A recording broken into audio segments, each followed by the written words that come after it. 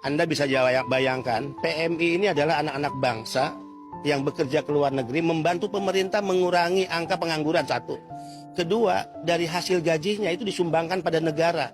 Mereka ini penyumbang devisa terbesar kedua pada negara ini. Setelah sektor migas, 159,6 triliun disumbangkan PMI kepada negara ini. Jadi dolim dan jahat negara ini jika negara mengeluarkan aturan yang menyengsarakan mereka. Kita lihat bagaimana makanan dikirim, bagaimana barang-barang, pakaian, ya celana, baju, apapun dikirim oleh PMI dan itu dibeli ya dari uang yang ditabung bertahun-tahun dari hasil keringat dan darah mereka bekerja di luar negeri. Untuk siapa? Untuk dikirim ke ibu bapaknya, kirim ke keluarganya, suaminya, istrinya, anaknya. Dan barang-barang itu karena aturan Lartas tertahan.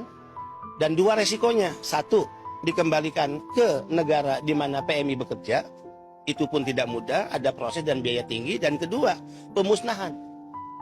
Dolim nggak tuh negara? Orang membeli dengan hasil kerja bertahun-tahun, kemudian barangnya dimusnahkan. Ini jahat menurut saya.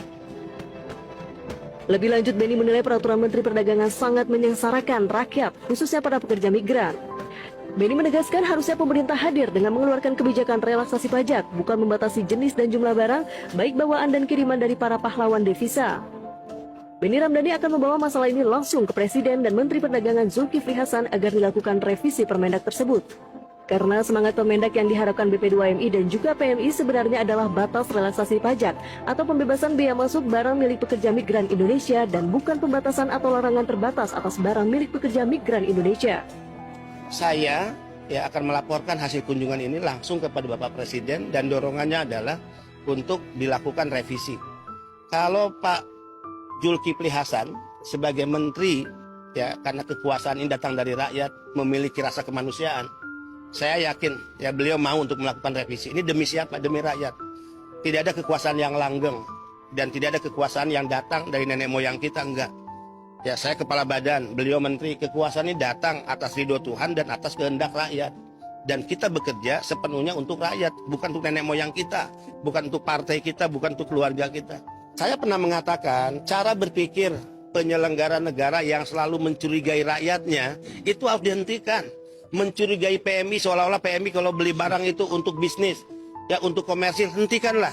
Yang harus dicurigai itu para pejabat negara, banyak kasus. Berangkat ke luar negeri, belanja, barangnya diselundupkan lewat Garuda misalnya. Itu kan ada kasusnya, mobil mewah, kemudian sepeda mewah. Ini kan banyak kasus. Atau mereka yang visa turis, yang hanya untuk jalan-jalan, belanja, mereka yang dicurigai. Masa negara mencurigai rakyatnya, mencurigai pekerja migran Indonesia, itu dolim, itu jahat menurut saya.